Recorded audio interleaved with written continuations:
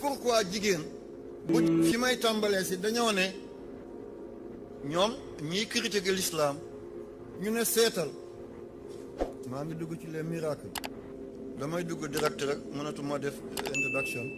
damay dem direct rek mi ngi bëgg a guddi dañuy ne dafa am benn injustice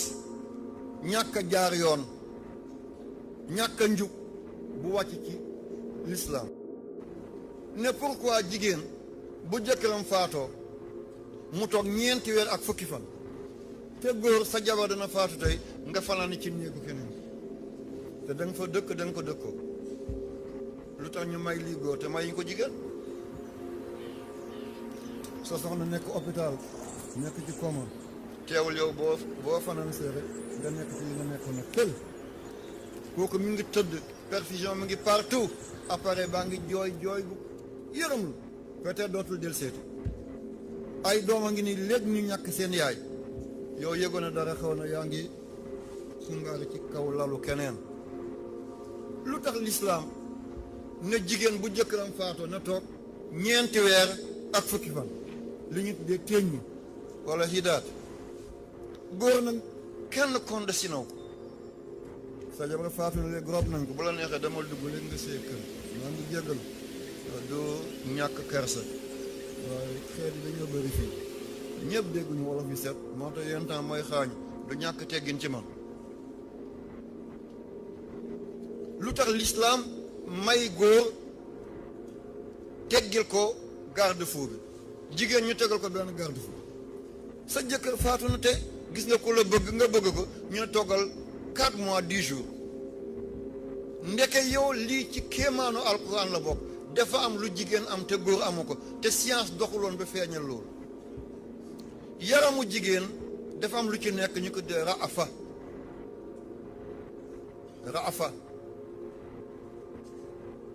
te góor amu ko wala néewle na ko lool te raafa buñ ko booleeg rahma mooy jur li ñu dee mis-mis moom de mi ngi foo di mis-misal rek lekkul mi ngi jooy rek mi ngi foo di mis-misal bu sëggee rek boo tuddee diw rek mu mel ne léegi mu dee mis-misal boo boolee yërmande ak ñeewent mooy jur mis-misal te mis-misal ci yaramu góor dana juddu léegi dee léegi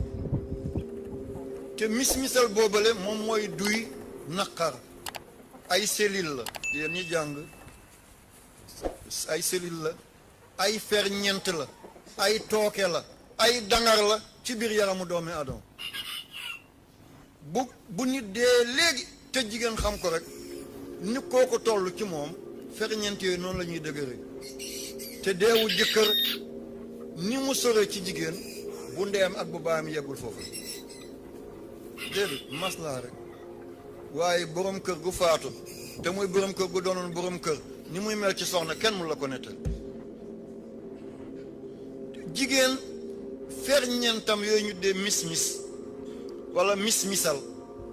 te muy juddoo diggante ñeewent ak yërmande ba yàlla mele la ko Seydina Muhammad raufun rahimun ca laqad jaakum jigéen bosam saa su duyee naqar pour benn ci cellules yooyu daal di dee ba jigéen mën a débarrassé wu ci naqar bi mu nekk mi ngi dund 129 jours téeméeri bés ak ñaar fukki bés ak juróom-ñeent mu tolloog latif te mooy 4 mois 10 jours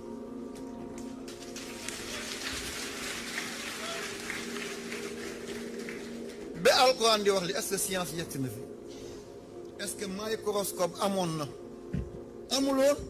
scanner yi est-ce que amoon na jumtukaay yi ñuy boole nii dugg ci laboratoire yi médecin yi ndax gisoon nañu lii jamono yooyu ba di ko wax ndax gynécologue yi gisoon nañu lii ba di ko wax ndax ñi nga xam ne ñoo jàng morphologie ak cosmologie du benn ñi jàngoon morphologie est-ce que gisoon nañ li gisuñ ko woon te alquran wax na ko junne at ak ñeent téeméer ñu soog a gis li ndeke li tax ñu toogloo jigéen ñeenti weer fukki fan ndeke mooy 129 jours 129 jours yooyu tooke boobu ñu tuddee mis-misal tooke dangar boobu ñu tuddee mis-misal muy judd diggante raafa ak aatifa ndekk 129 jours lay dee mu tolloo 4 mois 10 jours yàlla na ci alquran wallazina yatawaffawna minkum wa yazaruna azwajan yatarabbasna bi anfusihinna 4 ashhurin wa 10 lii lu ci nit mën a waxati kon jeex na tàkk te mooy tolloog latif 129 te ñaari latif moo tëdd ci biir rahim latif 129 la 129 fois 2 moo la jot 258 ñaari latif moo tëdd ci biir rahim moo tax ñu ne bu jigéen nekkee di ko ëmb mu bañ a des ci matu bés bu nekk na def latif 129 ni mu ëmbee ci jàmm dina wasin ci jàmm noonu la même koy yaradal bu koy zikkar yàlla def ko ci musal kon benn ngoog lii ma bàyyee ko baladul amin bu ëllëgee ñoom ñu dugg ci laboratoire yi gën ko diagnostiqué gën ko décortiqué yàlla na yàlla fay yàlla